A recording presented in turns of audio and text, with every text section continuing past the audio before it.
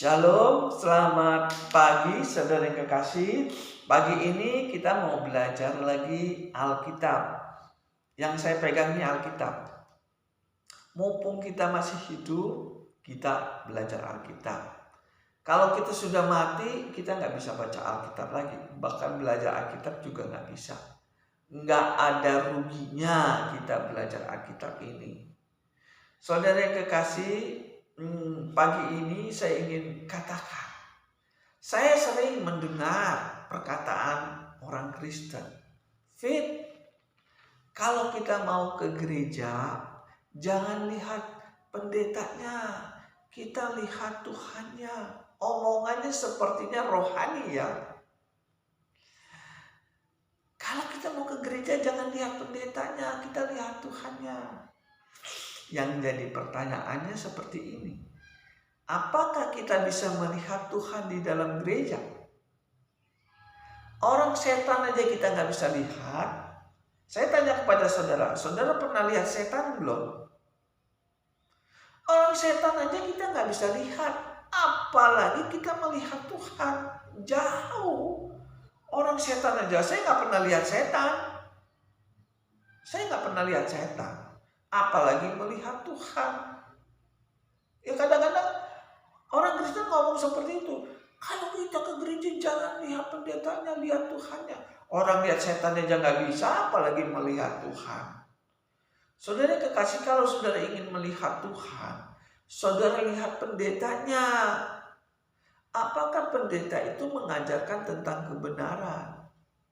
Kalau pendeta itu mengajarkan tentang kebenaran, maka gereja itu ada Tuhannya. Kalau pendeta itu mengajarkan nggak benar, ngajarnya nggak benar, gereja itu nggak ada Tuhannya. Saudara yang kekasih, saya ingin katakan kepada saudara, Tuhan itu ada di dalam Alkitab. Tuhan menulis, tulisan Alkitab ini adalah tulisan Tuhan yang diberikan kepada kita. Apa benar tulisan ini adalah tulisan dari Tuhan? Saudara yang kekasih, kita baca saja ya di dalam Matius 6 ayat 33. Apa benar tulisan ini adalah dari Tuhan? Matius 6 ayat 33. Tetapi carilah dahulu kerajaan Allah dan kebenarannya, maka semuanya itu akan ditambahkan kepadamu. Ini ajaran dari Tuhan. Tuhan memberikan informasi kepada kita. Cari surga dulu. Itu ada kata dulu. Berarti kita harus mendapatkan surga dulu. Kenapa Tuhan mengatakan cari surga dulu? Karena kita tinggal di dunia ini gak selamanya. Kita tinggal di surga itu selamanya. Kita mendahulukan yang kekal daripada yang sementara.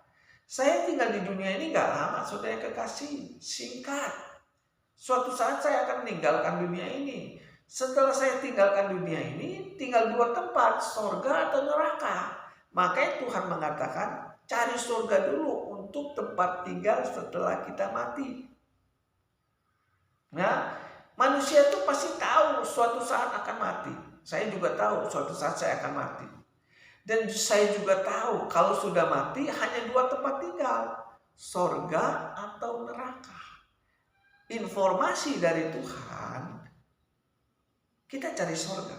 Kapan kita cari surga? Waktu kita masih hidup di dunia ini. Kalau kita sudah mati, kita nggak bisa cari surga lagi. Makanya mumpung masih hidup, belajar Alkitab. Tidak ada ruginya kita belajar Alkitab. Karena di dalam Alkitab ini ada surga. Jadi kalau saudara nggak mau belajar Alkitab, saudara nggak dapat surga. Karena di dalam Alkitab mengatakan cari dahulu kerajaan Allah dan kebenarannya. Nah, kalau kita mau jujur ya saudara yang kekasih, waktu kita masih hidup di dunia ini, surga itu sepertinya nggak penting ya. Saudara perhatikan di akhir zaman ini orang-orang kalau membicarakan tentang surga itu sepertinya masuk kuping kiri, keluar kuping kanan. Sepertinya surga itu nggak terlalu penting waktu masih hidup di dunia. Tetapi pada waktu setelah mati, maka surga itu sangat penting. Ya, kalau kita mau fair ya, Kadang-kadang kita nggak fair loh sama Tuhan loh. Tuhan suruh kita cari surga. Mumpung masih hidup, kata Tuhan, cari surga. Tetapi kadang-kadang manusia itu tidak mau mencari surga. Menganggap surga itu nggak penting. Nggak serius mencari surga. Saya tahu saudara kekasih, banyak sekali orang Kristen, bahkan hamba Tuhan, tidak serius mencari surga. Tetapi setelah dia mati, dia ingin masuk surga. Nggak mau masuk neraka. Karena di dalam Alkitab ini, ada orang pada waktu dia masih hidup, dia nggak serius mencari surga. Dia nggak mementingkan surga. Tetapi setelah dia mati, ditolak sama Tuhan, baru nangis-nangis. Apa benar ada orang seperti itu? Kita baca di dalam Matius 7 ayat 22. Ini sangat saya sering mengatakan ayat ini. Ayat ini sepertinya nggak penting ya waktu kita masih hidup. Tetapi kalau sudah mati, ayat ini sangat penting untuk menjadi contoh. Jangan sampai kita seperti ayat ini. Matius 7 ayat 22 saya bacakan. Pada hari terakhir banyak orang akan berseru kepadaku, Tuhan, Tuhan, bukankah kami bernubuat demi namamu dan mengusir setan demi namamu dan mengadakan banyak mujizat demi namamu juga? Pada waktu itulah aku akan berterus terang kepada mereka, aku tidak pernah mengenal kamu, nyala dari hadapanku, kalian pembuat kejahatan. Waktu masih hidup, punya karunia mengadakan mujizat, punya karunia untuk menyembuhkan orang sakit, punya karunia untuk mengusir setan. Waktu masih hidup gak mau cari surga, carinya karunia terus. Setelah dia mati, mau masuk surga, ditolak Tuhan. Proteslah dia, Tuhan, aku kan punya karunia untuk mengusir setan. Tuhan mengatakan kamu gak boleh masuk surga. Karena apa? Di dunia kamu gak mencari surga, yang dicari karunia. Itu maksudnya. Kadang-kadang manusia itu gak fair. Di dunia disuruh cari surga, gak dianggap. Saya ngomong apa adanya. Saudara yang kekasih, sebelum kita mati, kita masih hidup nih di dunia nih. Saudara yang nonton YouTube saya kan masih hidup di dunia ini. Sebelum kita mati, kita harus tahu terlebih dahulu. Ada dua jenis macam orang Kristen. Orang Kristen yang mati masuk surga, dan orang Kristen yang mati masuk neraka. Ya, saya ulangin lagi omongannya ini. Sebelum kita meninggal, ya, saudara nonton YouTube saya kan belum meninggal toh, belum mati toh. Nah, sebelum saudara meninggal, saudara harus tahu nih, ada dua macam orang Kristen. Orang Kristen yang mati masuk surga, dan orang Kristen yang mati masuk neraka. Kasar ngomongnya, dua macam orang Kristen itu Kristen KTP dan Kristen yang benar. Kristen yang benar itu apa? Kristen yang serius mencari surga dan Kristen yang gak serius mencari surga. Itu berbeda. Nah, apa sih ciri-ciri orang Kristen yang serius mencari surga? Kita bisa melihat dari sifatnya, kita bisa lihat dari tingkah lakunya. Orang Kristen yang serius mencari surga, kalau dia mati masuk surga, apa ciri-cirinya? Kita bisa tahu. Kalau saudara baca di dalam 2 Timotius, ya, saya bacakan ya. 2 Timotius 2 ayat yang ke-3. Ini orang Kristen yang serius mencari surga. 2 Timotius 2 ayat yang ketiga, ikutlah menderita sebagai seorang prajurit yang baik dari Kristus.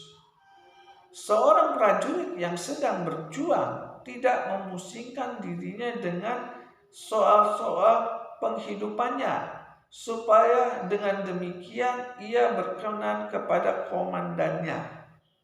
Ini orang Kristen yang serius mau masuk surga. Nah, orang Kristen yang serius masuk surga itu seperti prajurit. Prajurit siapa? Prajurit Kristus.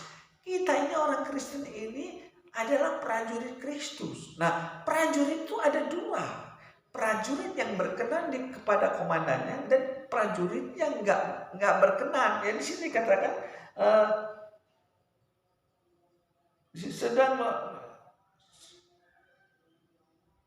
di sini dikatakan seorang prajurit yang sedang berjuang tidak memusingkan dirinya dengan soal-soal penghidupannya, supaya dengan demikian ia berkenan kepada komandannya. Komandan kita itu Yesus. Prajurit perang kita itu Yesus. Yesus sudah mengalahkan iblis di kayu salib. Dan kita anak buahnya. Nah, kita disuruh menjadi prajurit Kristus supaya kita berkenan kepada komandan kita. Jadi ada dua, ada yang berkenan kepada komandannya, ada yang nggak berkenan. Itu maksudnya. Jadi orang Kristen ada yang disenangi Tuhan, ada yang dibenci Tuhan. Apakah ada orang Kristen yang dibenci Tuhan? Ada. Kita harus jujur, katakan iya dan tidak ya tidak. Apalagi sih ciri-ciri orang yang serius mencari surga? Kita baca di Efesus ya, sebentar ya. Efesus 6 ayat yang ke-12 saya bacakan. Ini adalah ciri-ciri orang yang serius mencari surga. Efesus 6 ayat 12. Karena perjuangan kita bukanlah melawan darah dan daging, tetapi melawan penghulu pemerintah-pemerintah, melawan penguasa-penguasa, melawan penghulu-penghulu dunia yang gelap ini, melawan roh-roh jahat. Sebab itu ambillah seluruh perlengkapan senjata Allah, supaya kita dapat mengadakan perlawanan pada hari yang jahat itu. Jadi Tuhan mengatakan karena perjuangan kita bukan melawan darah. Kita ini masih di dunia, saudara kekasih, belum di sorga. Maka kita harus berjuang untuk mempertahankan keselamatan kita. Semua yang namanya orang Kristen itu sudah diselamatkan. Yang namanya percaya Yesus itu sudah diselamatkan. Dan untuk mempertahankan keselamatan yang sudah Tuhan berikan kepada kita, kita harus berjuang. Makanya kita disebut prajurit Kristus. Ini yang dinamakan orang Kristen yang berkenan kepada Tuhan. Melawan penghulu-penghulu. Lawanlah dengan firman. Kalau saudara gak ngerti senjata Allah, ini senjata Allah nih. Untuk melawan roh-roh jahat, melawan penguasa-penguasa di dunia, itu harus dilawan dengan Alkitab. Kita gak bisa melawan iblis. Kita siapa? Kita gak bisa melawan iblis. Nah, makanya Tuhan kasih Alkitab ini supaya kita bisa melawan iblis. Itu maksudnya. Jadi kalau saudara gak ngerti Alkitab, saudara pasti kalah dengan iblis. Inilah ciri-ciri orang Kristen yang serius mencari surga. Nah, yang kedua, orang Kristen KTP. Ya, Kristen KTP itu artinya apa sih? Kristen tanpa pertobatan. Jadi orang Kristen yang nggak mau bertobat, dia nggak masuk surga. Kalau saudara baca di dalam Lukas 15, sebentar ya. Lukas 15 ayat yang ke-7 saya bacakan. Aku berkata kepadamu, demikian juga akan ada sukacita di sorga karena satu orang yang berdosa bertobat. Ini yang mengatakan Yesus. Yesus itu yang punya sorga. Yesus mengatakan, aku berkata kepadamu, demikian juga akan ada sukacita di sorga kala satu orang yang bertobat. Orang orang yang berdosa yang bertobat itu yang masuk surga. Jadi orang Kristen ada dua, ada orang Kristen yang bertobat dan orang Kristen yang gak mau bertobat.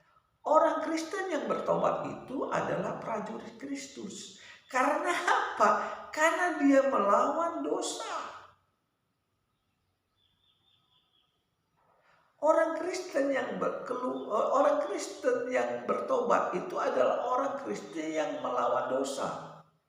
Dan kalau kita melawan dosa, maka di surga ada sukacita.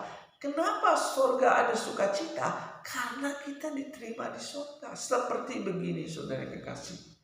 Kalau saudara hamil ya, perempuan ya, kita punya anak, bahagia nggak? Bahagia. Begitu juga kalau kita masuk surga, itu Tuhan bahagia. Makanya Tuhan mengatakan, apabila orang berdosa yang bertobat, di surga berbahagia. Tuhan berbahagia kalau saudara bertobat. Itu yang namanya orang Kristen yang sejati. Tetapi orang Kristen KTP, dia nggak mau bertobat. Dia percaya Yesus sebagai Tuhan. Tetapi dia nggak mau meninggalkan dosa, itu maksudnya. Jadi kalau orang Kristen yang nggak mau meninggalkan dosa, itu tanda-tanda orang Kristen KTP. Kristen tanpa pertobatan. Kalau kita nggak bertobat, kita mati, nggak diterima di surga. Ya orang masih hidup dalam dosa, gimana mau Tuhan terima di surga? Makanya kalau kita mau ke gereja itu lihat pendetanya. Pendetanya masih melakukan dosa nggak? Kalau pendetanya nggak mau bertobat, masih berbuat dosa, gimana dia mau mengajak jemaatnya ke surga? Dia sendiri aja nggak masuk surga. Karena di Alkitab ini, kalau kita mau jujur ya, banyak pendeta yang nggak masuk surga. Kalau khotbahnya mah nggak salah-salah, setiap hari Minggu berkhotbah, tapi nggak mau bertobat. Bertobat itu apa saudara yang kekasih? Bertobat itu artinya meninggalkan dosa. Kalau bahasa Ibrani-nya itu bertobat itu metanoia. Artinya orang yang kembali lagi kepada Tuhan. Jadi saudara kekasih, kalau saudara ingin pergi ke gereja, lihat pendetanya. Pendetanya bertobat nggak? Kalau pendetanya nggak bertobat, di gereja itu nggak ada Tuhan. Kenapa? Karena yang diajarkan bukan dari Tuhan. Saudara yang kekasih, saya ingin ngomong apa adanya. Ini serius, saudara. Saya minum dulu ya, aus.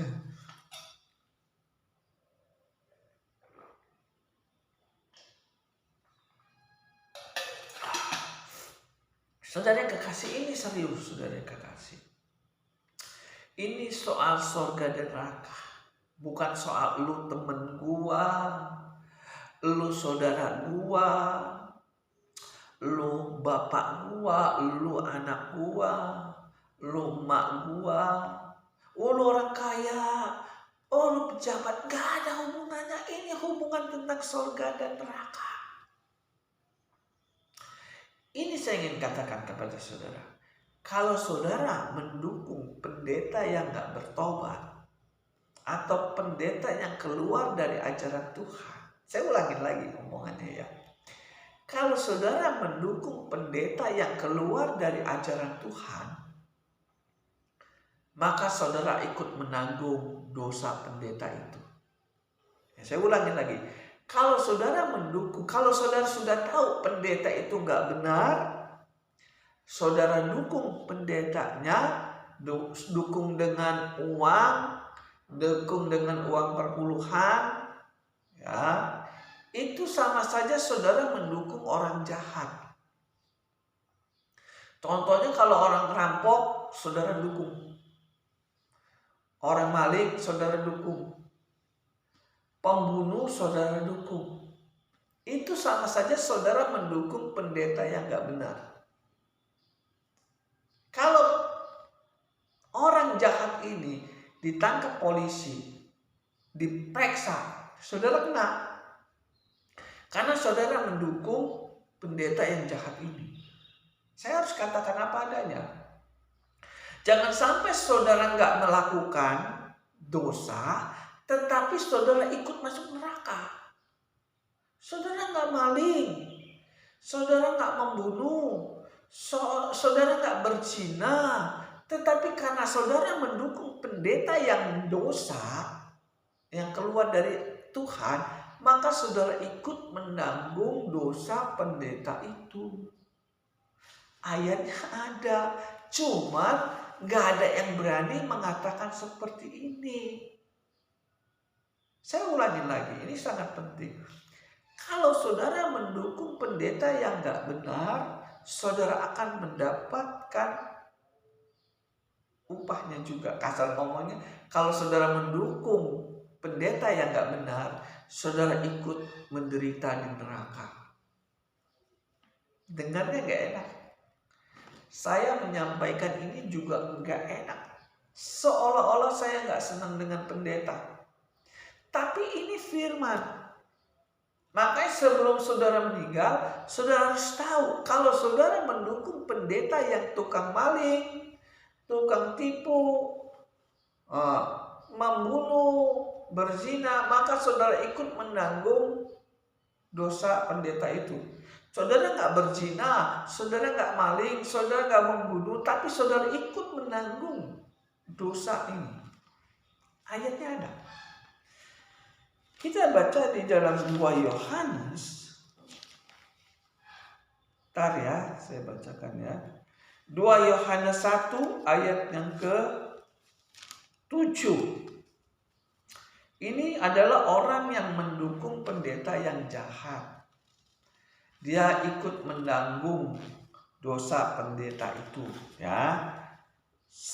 2 Yohanes 1 ayat yang ke-7 saya bacakan ya sampai 9. Ini penting. Sebab banyak penyesat telah muncul dan pergi ke seluruh dunia yang tidak mengaku bahwa Yesus Kristus telah bangkit. Saya ulangi lagi ya, mata saya agak buram dikit. Sebab banyak penyesat telah muncul dan pergi ke seluruh dunia yang tidak mengaku bahwa Yesus Kristus telah datang sebagai manusia. Itu adalah penyesat dan antikris. Waspadalah supaya kamu jangan kehilangan apa yang telah kami kerjakan itu, tetapi supaya kamu mendapat upahmu sepenuhnya. Nah, ini ayat 9 yang penting nih, ayat 9 nih. Saudara harus perhatiin. Setiap orang yang tidak tinggal di dalam ajaran Kristus, saya ulangi lagi ya, ayat 9 ini penting. Ini kuncinya di sini nih. Setiap orang yang tidak setiap orang yang tidak tinggal di dalam ajaran Kristus, tetapi yang melangkah keluar dari situ tidak memiliki Allah. Barang siapa tinggal di dalam ajaran itu, ia memiliki Bapa maupun Anak. Jika seorang datang kepadamu dan tidak membawa ajaran ini, janganlah kamu menerima dia di dalam rumahmu dan janganlah memberi salam kepadanya. Sebab barang siapa memberi salam kepadanya, ia mendapat bagian dalam perbuatan yang jahat.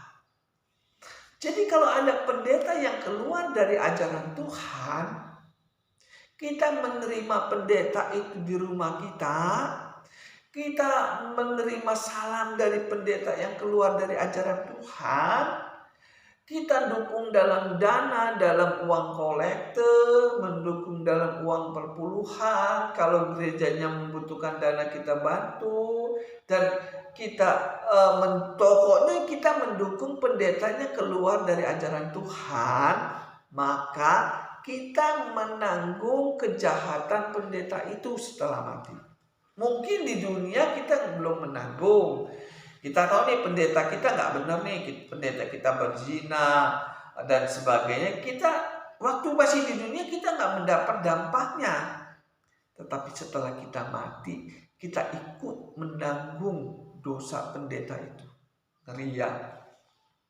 Karena ada pendeta yang nggak benar. Saya harus katakan apa adanya.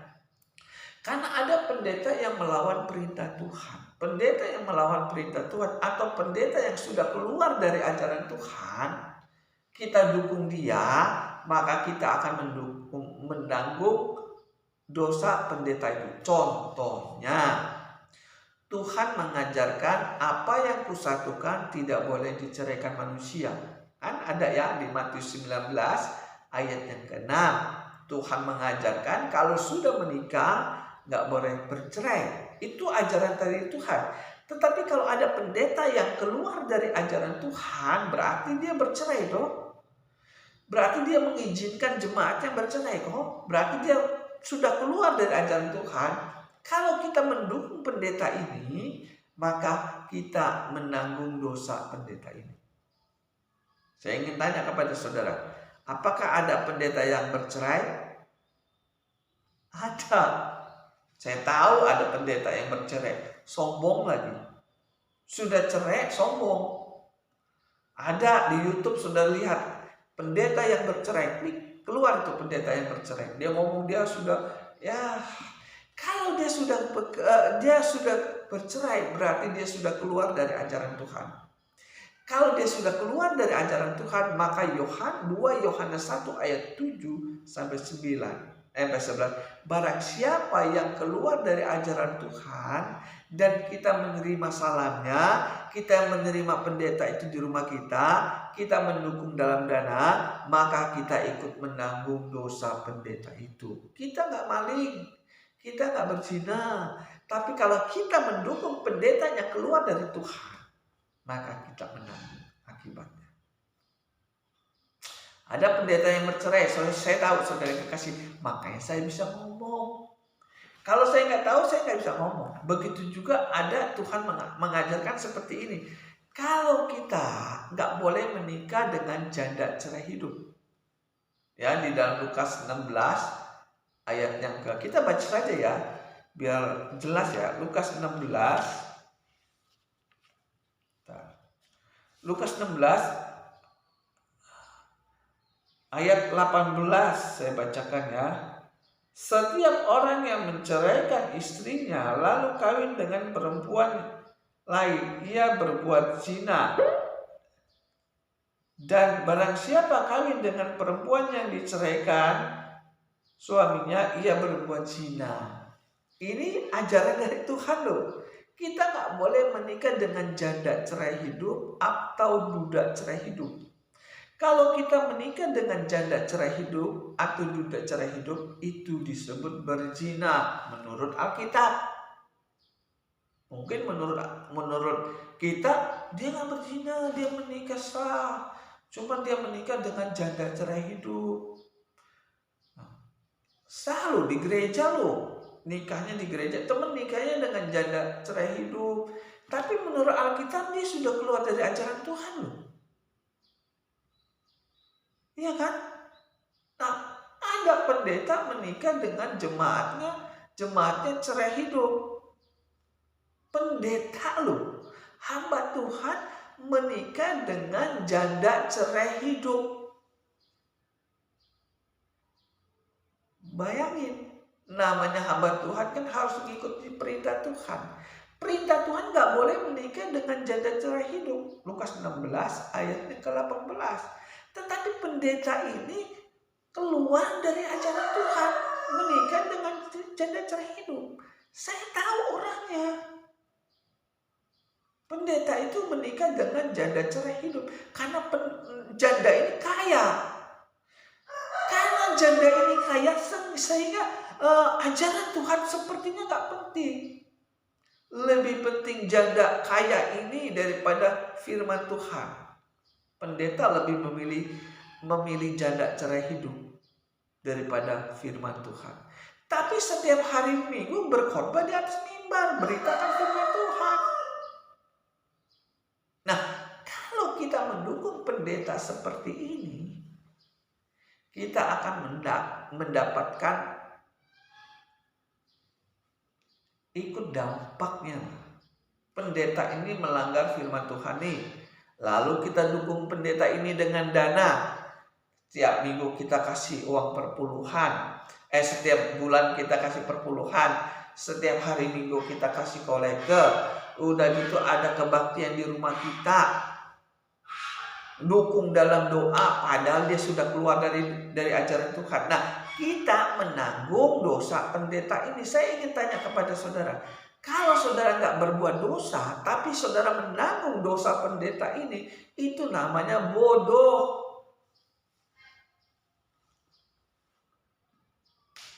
Ya, saudara nggak berbuat dosa, tapi pendeta saudara berbuat dosa. Saudara dukung dengan dana, maka saudara akan ikut menanggung dosa pendeta itu.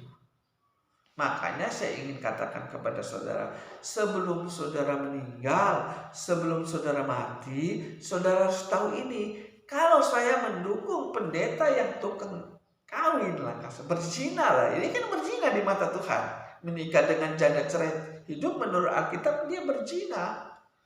Saya ingin tanya kepada saudara, apakah Tuhan mengajarkan kita untuk berzina? Saya ingin tanya kepada saudara yang nonton YouTube saya, apakah Tuhan pernah mengajarkan saudara untuk berzina? Gak pernah. Alkitab tidak pernah mengajarkan kita untuk berzina. Yang mengajarkan untuk kita berzina pendeta yang keluar dari ajaran Tuhan. Tapi gak merasa berzina karena dia merasa menikahnya di dalam gereja, disaksikan oleh jemaat. Jemaat yang mana yang menyaksikan dia berzina? Tuhan gak mau menjadi saksi pendeta yang berzina. Yang menjadi saksinya adalah iblis. Gak enak dengarnya. Saya ngomong juga gak enak. Sepertinya saya iri. Gak ada yang saya irikan. Saya gak iri. Pendeta ini jemaatnya ribuan. Gerejanya bagus. Saya tahu. Dia menikah dengan janda cerai hidup. Itu berarti dia sudah keluar dari ajaran Tuhan. Kalau saudara mendukung pendeta seperti ini, maka saudara akan ikut menanggung. Saya baca lagi ya, biar jelas ya. Saya gak fitnah saudara kekasih. Saya hanya memberitakan kebenaran firman Tuhan. Ya, 2 Yohanes 2 ayat yang ke-7 sampai 11. Saya baca dari ayat 9 ya. 2 Yohanes 1 ayat yang ke-9 saya bacakan ya. Bentar. Mana 9? Mata saya agak buram. Nah, ini ayat 9. Setiap orang yang tidak tinggal dalam ajaran Kristus, tetapi yang melangkah keluar dari situ, ia tidak memiliki Allah. Barang siapa tinggal di dalam ajaran itu, ia memiliki bapa maupun anak. Jikalau seorang datang kepadamu dan tidak membawa ajaran ini, janganlah kamu menerima dia di dalam rumahmu dan janganlah memberi salam kepadanya. Sebab barang siapa memberi salam kepadanya, ia mendapat bagian dalam perbuatan yang jahat. Kalau pendeta menikah dengan janda cerai hidup, berarti pendeta itu sudah keluar dari ajaran Tuhan. Kalau ada pendeta yang bercerai, begitu juga dia sudah keluar dari ajaran Tuhan. Karena Tuhan mengatakan apa yang kusatukan tidak boleh diceraikan manusia.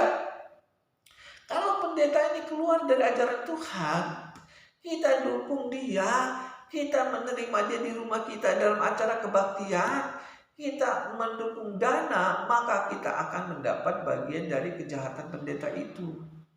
Kita gak berbuat dosa tapi ikut masuk neraka. Makanya sebelum kita meninggal, saudara harus tahu. Jangan sampai setelah kita meninggal, harusnya masuk surga, ternyata kita masuk neraka. Gara-gara mendukung pendeta yang gak benar. Saudara kalau mau masuk surga, carilah pendeta yang benar. Jangan pendeta yang tukang kawin, kasar ngomongnya. Sudah tahu dia janda cerai hidup, masih dikawini karena kaya mungkin ya. Alkitab mengatakan gak boleh menikah dengan janda cerai hidup. Firman Tuhan tak penting, yang penting gua hidupnya enak di dunia. Nanti kalau udah mati urusannya gimana? Di dunia mah enak, kawin sama orang kaya, tenang-tenang aja, kawin sama orang kaya. Nanti kalau sudah mati, apakah kekayaan itu bisa saudara bawa ke surga? Gak bisa. Maka saudara akan menanggung akibatnya. Saudara akan bertanggung jawab apa yang saudara perbuat. Makanya saudara yang kekasih, firman Tuhan pada pagi hari ini dengarnya gak enak. Makanya sebelum saudara mati, saudara cek pendeta saudara benar apa enggak di mata Tuhan. Kalau saudara mendukung pendeta saudara yang enggak benar, maka saudara akan menanggung dosa pendeta itu. Saya enggak menjelekkan pendeta, saudara yang kekasih. Saya tidak menghakimi pendeta. Saya hanya memberitakan kebenaran firman Tuhan. Katakan iya dan iya, katakan tidak ya tidak, walaupun dengarnya enggak enak. Nanti kalau saya mati, saya akan bertanggung jawab dengan apa yang saya khotbahkan. Kalau khotbah saya salah, saya akan bertanggung jawab setelah mati. Kalau khotbah saya tidak sesuai dengan Alkitab, maka saya sudah keluar dari ajaran Tuhan. Ya, pagi hari ini firman Tuhan mengatakan sangat penting. Kalau saudara ingin mencari surga, carilah pendeta yang benar. Tapi kalau saudara nggak mau mencari surga, basing, mau pendeta yang tukang maling kek, mau pendeta yang tukang berzina kek, mau pendetanya kawin dengan janda cerai kek, mau pendetanya berbuat apapun, ikutin aja, nggak apa-apa. Tapi resiko tanggung sendiri. Nah, jadi orang Kristen itu jangan tanggung-tanggung, rugi. Jangan jadi orang Kristen KTP, Kristen tanpa pertobatan. Kita berdoa, Tuhan terima kasih atas firman-Mu pada pagi hari ini.